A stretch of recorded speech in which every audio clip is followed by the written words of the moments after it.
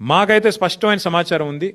ముఖ్యమంత్రి గారి ఎజెండా పెద్దగా ఉంది. ముఖ్యమంత్రి ఏం చేసినా దాని ఇంకొక లెక్క ఉంటుంది. ఆ లెక్క ఏంది అంటే ఈ 280 ఎకరాల మీద ముఖ్యమంత్రి గారికి ఆయన అనుయాయులకు కన్నుపడ్డది. ఈ 280 ఎకరాలు ఏదైతే ప్రభుత్వం మెట్రోకి ఇచ్చిందో వాటిని వాపస్ తీసుకోవడం వల్ల ఏమైందంటే ఆ ల్యాండ్స్ అన్ని అయితే అమ్ముకోవచ్చు. వాళ్ళ ఫ్రెండ్స్ కి, ఫ్యామిలీకి, friends and family benefit scheme లో ఇష్టం వచ్చినట్టు అడ్డికి పావుషేర్ అమ్ముకోవచ్చు. లేదా ఇంకెవరికైనా వాళ్ళకి దగ్గరగా ఉండే కొన్ని సంస్థలకు, ఇక మీకు తెలుసు వాళ్ళు ఎవరో, నేను చెప్పని పేర్లు చెప్తే మళ్ళీ మీరు కొంతమంది లైవ్లు ఇవ్వలేరు, మీ బాధ నాకు తెలుసు, కాబట్టి వాళ్ళకి అమ్ముకోవచ్చు.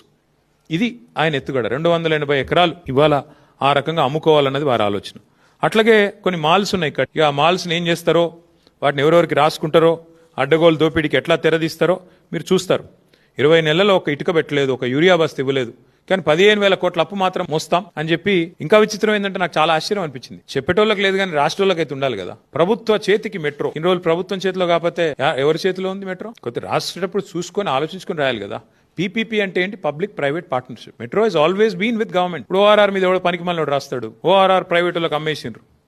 అనేటోడు అంటాడు రాష్ట్రాలకు ఉండాలి కదా. అమలే స్వామి లీజు, అది లీజే ఇది లీజే. జిఎంఆర్ ఎయిర్పోర్ట్ కూడా లీజ్ మీదే ఉంది. మళ్ళీ అల్టిమేట్ గవర్నమెంట్ కే వస్తుంది. ప్రజల సంపద అది. అది రేవంత్ రెడ్డిదో, కేటీఆర్దో, ఇంకోగలదో వ్యక్తుల సంపద కాదు. ఓఆర్ఆర్ అయినా లీజ్కే ఇచ్చాము. మెట్రో కూడా మనం లీజ్కి ఇచ్చిందే కాంగ్రెస్ ప్రభుత్వం. జిఎంఆర్ ఎయిర్పోర్ట్ ను కూడా ఆనాడు చంద్రబాబు గారి ప్రభుత్వం లీజ్కి ఇచ్చింది. కాబట్టి ఇవన్నీ కూడా లీజులు తప్ప ఇదెవరో అమ్మినరు, ఇంకోరెవరు తిన్నారు, అవన్నీ డబ్బులు వెనకాలేసుకున్నారు, ఇట్లాంటి పనికిమాలిన మాటలు కరెక్ట్ కాదు. కానీ ఇవాళ రేవంత్ రెడ్డి గారి నిర్వాహకం ఎంత దరిద్రం అంటే 15,000 కోట్ల అప్పు, అనవసరపు అప్పు రుద్దుతుంటే దాని మీద అందంగా రాస్తారు.